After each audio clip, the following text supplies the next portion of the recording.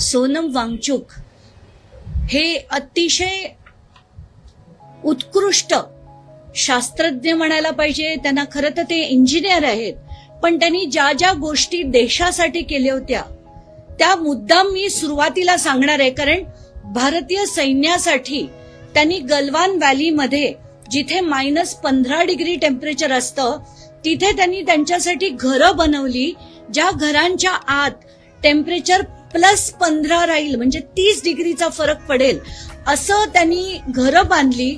त्यांच्यासाठी ऑक्सिजन वाढवायला त्यांनी उपक्रम राबवले, आर्टिफिशियल ग्लेशियर्स तयार केले.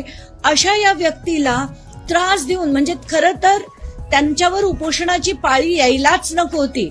पहिल्याच दिवशी खरं तर सरकारने बोलवून त्यांच्याशी चर्चा करणं अपेक्षित होतं, पण पहिले 4-5 दिवस त्यांनी काही केलं नाही, 10 दिवस केलं नाही, 20 दिवस केलं नाही, आणि तब्बल 21 दिवस त्या माणसाला उपोषण करायला भाग पाडून त्यांच्याकडे ढुंकूनही न बघता, चर्चा तर दूर की बात, एक व्यक्तीला पाठवलं देखील नाही. इतकं निर्दयी, निष्ठूर, दिशाहीन, त्यांना ज्यांना संवेदना नाही असं सरकार, कारण ते सज्जन माणसांचं सरकार नाही. मी आज मुद्दाम हे म्हणावं असं वाटतंय की सज्जन माणसं असती, ज्यांना हृदय असतं, अशा माणसांनी तात्काळ त्यांच्याशी चर्चा केली असती. पण तसं न करता त्या मुलांना, त्या सोनम वांगचुकांना इतके दिवस त्रास दिला, आंदोलन करू दिलं, मग गपचूपपणे PIL करून घेतलं, कोर्टाच्या ऑर्डर्स घेतल्या की वेळ पडली तर तुम्ही त्याच्यात इंटरव्हीन करा असं सांगण्यात आलं. आणि ते इंटरव्हेन्शन हे आज सकाळी 7 वाजता जबरदस्तीने त्यांना तिथं उचलून नेऊन तिथे अभिजित डिपकेला देखील सरकारने डिटेन्शन करून त्याला रस्त्यातनं फरफटत नेलं, त्याला मारलं. काय सरकार आहे, काय सरकार आहे. पूर्वीच्या काळात निदान एक उपोषणांना, आंदोलनांना एक काही मान असायचा की सरकार येऊन बोलणी करायचं. आता या सरकारला काहीच पडली नाहीये. हेच त्यांनी शेतकऱ्यांच्या आंदोलनात केलं, हेच त्यांनी त्या फिमेल रेसलर्स होत्या, त्या विनेश फोगाट वगैरे, त्यांच्याबरोबर देखील हेच केलं. ब्रिजभूषणांवर कुठलीही कारवाई केली नाही, आणि तसंच हे तिसऱ्यांदा आता या सरकारने केलंय. हे भावनाहीन, निष्ठूर, असंवेदनशील सरकार आहे. आणि त्यांचे रिपोर्ट्स सगळे योग्य होते. माझ्याकडे त्यांचे सगळेच्या सगळे ECG रिपोर्ट आहेत, ब्लड रिपोर्ट्स आहेत. हो, फास्टिंगमुळे जे जे खाली येतं ते त्यांचं आलं होतं, पण गेले 8 दिवसाचे रिपोर्ट, हा 11 तारखेपासूनचा रिपोर्ट आहे माझ्या हातात. त्यांचं ब्लड प्रेशर ठीक होतं, जे 11 तारखेला होतं ते आत्ता होतं. मग असं काय झालं की त्यांना तात्काळ तिथनं उठवण्यात आलं? त्याचं कारण पार्लमेंट सेशन 20 तारखेला सुरू होणार, तिथे आपल्याला कुठलाही मोर्चा नको, आपल्याला कुठलीही गडबड नको, म्हणून तुम्ही जगा, तुम्ही मरा, काही फरक पडत नाही. मुलांची 21 मुलांची आयुष्य संपली, त्यांना काही फरक पडत नाही. पण आमचा इगो महत्वाचा, तुमचं अस्तित्व महत्वाचं नाही, हे या सरकारने पुन्हा एकदा दाखवून दिलंय. पण मला असं वाटतंय, मी आता अभिजितशी बोलणार आहे, तो सध्या त्या परिस्थितीत नाहीये, पण आत्ताच्या घटकेला गीतांजली, ज्या सोनम वांगचुकांच्या पत्नी आहेत, त्या तिथे सफदरजंग हॉस्पिटलमध्ये गेल्या. त्यांना नुसतं सांगण्यात आलंय की पोटॅशियम ड्रॉप झालंय, रिपोर्ट मागितला, दिला नाही, त्यांचा फोन काढून टाकला, त्यांना कुणाशी बोलू दिलं नाही, म्हणजे वांगचुकांशी तर दूर.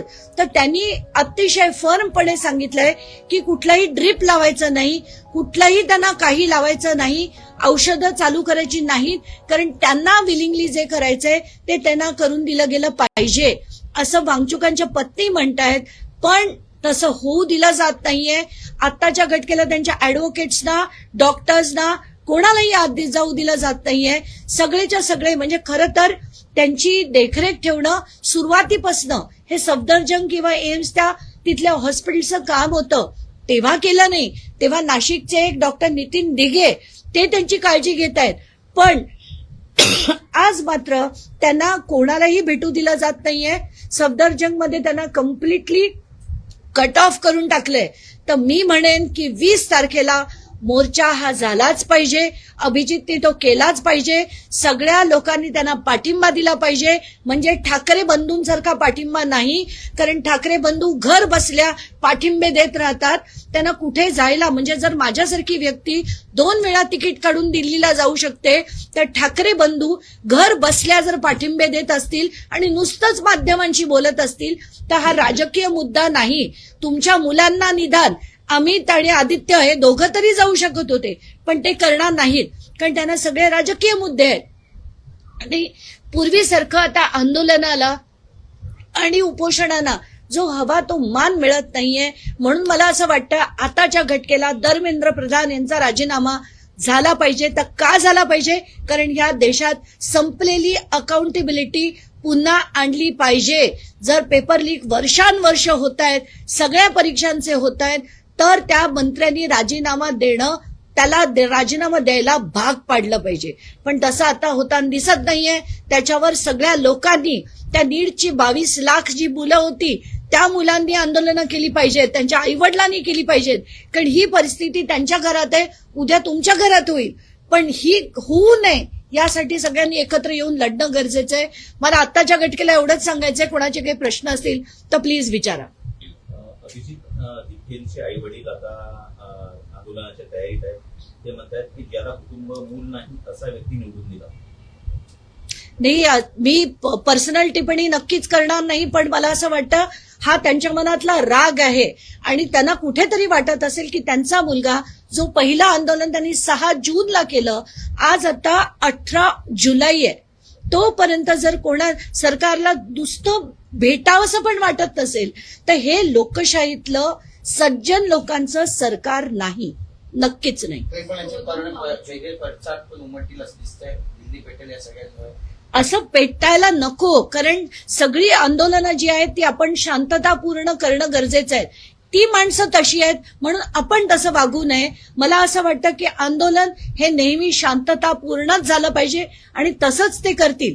कारण हे आंदोलन सुरू होण्याच्या आधी 3 दिवस मी स्वतः आशुतोष, सौरभ आणि यांच्याबरोबर कॉल घेतला आणि त्यांना सांगितलं होतं की आपलं संविधान महत्वाचं, आपल्या हातात झेंडा हवा आणि आपलं अतिशय शांततापूर्ण आंदोलन झालं पाहिजे, जे त्यांनी तसंच केलं. आता सुद्धा पोलिसांचा एवढा मोठा ताफा त्याला फरफटत नेलं, राग होता त्याच्या मनात, तरी पण तो अतिशय संयमाने बोलला. त्याबद्दल खरंच त्याचं अभिनंदन.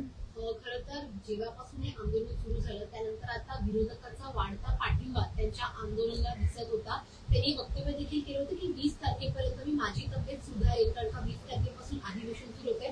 त्या आधीच सरकारने घाबरून त्याला उचललं का? नाही, त्या सरकारला ना हृदयच नाही. त्यांच्यापैकी जेवढे त्यांचे मिनिस्टर्स आहेत ना, ते कोणाच्या ताकदच नाही की ते 1 दिवसाचं सुद्धा आंदोलन किंवा उपोषण करू शकतील.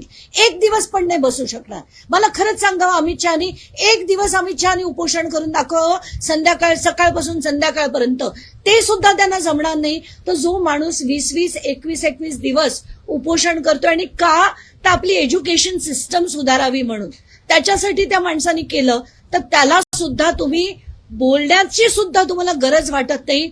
इतकी जी मगरुरी आहे ना, त्यांच्या मनात डोक्यात गेलेला माज आहे ना, त्यांना पक्ष फोडायला वेळ आहे, राष्ट्रवादीशी बोलायला वेळ आहे, एकनाथ शिंदेशी बोलायला वेळ आहे, पण सोनम वांगचुकांशी बोलायला वेळ नाही. हे त्यांचा मगरुरी, त्यांचा अभिमान, त्यांचा गर्व, 1 दिवस ही जनता त्यांना त्यांची जागा दाखवेल. पण उद्धव ठाकरे आणि राज ठाकरे 19 जुलै रोजी शिवतीर्थावरती का, कशासाठी? नाही, सगळ्यांनी एकत्र या. तर तुम्ही तिकडे जाणं एकत्रपणे.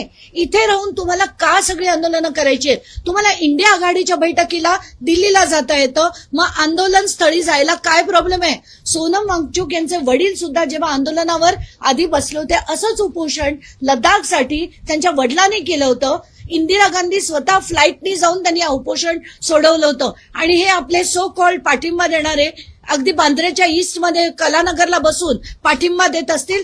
तसं होत नाही. तुमचं राजकारण फक्त घरात बसून चालणार नाही.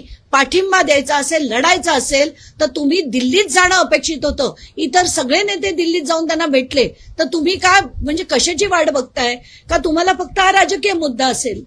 मला याच्यात काहीच अर्थ वाटत नाही. एनिवेज, म्हणणं असं आहे की करण्यासाठी आम्ही त्यांना हॉस्पिटल. आणि कुठले उपचार? पण असं काय बदललं? कारण काल रात्रीचे रिपोर्ट माझ्याकडे आहेत. काल रात्रीपर्यंत काहीच बदललं नव्हतं. तुम्ही म्हणता तुम्ही ब्लड टेस्ट केली, तर ते रिपोर्ट दाखवा ना बायकोला. का दाखवत नाहीयेत ते रिपोर्ट? न दाखवता त्यांना नुसतं सांगितलं की पोटॅशियम ड्रॉप झालंय. किती ड्रॉप झालंय, काय झालंय, बायकोला सांगण्याची गरज नाही वाटत. आणि नुसतं चाललंय ते आत्ताच्या घटकेला फक्त नाटक चाललंय. यांना कोणालाच काही पडली नाहीये. त्यांना फक्त 20 तारखेला इथे मोर्चा येऊ नये, आता उचला आणि घाला बस, आणि हे आंदोलन मिटवून टाकायचं. कारण त्यांच्या हातात ताकद आहे, त्यांच्या हातात पोलीस आहेत. पावसाळी अधिवेशनाच्या पार्श्वभूमीवरच हे करण्यात आलं. नक्कीच प्रश्नच नाहीये त्याच्यात.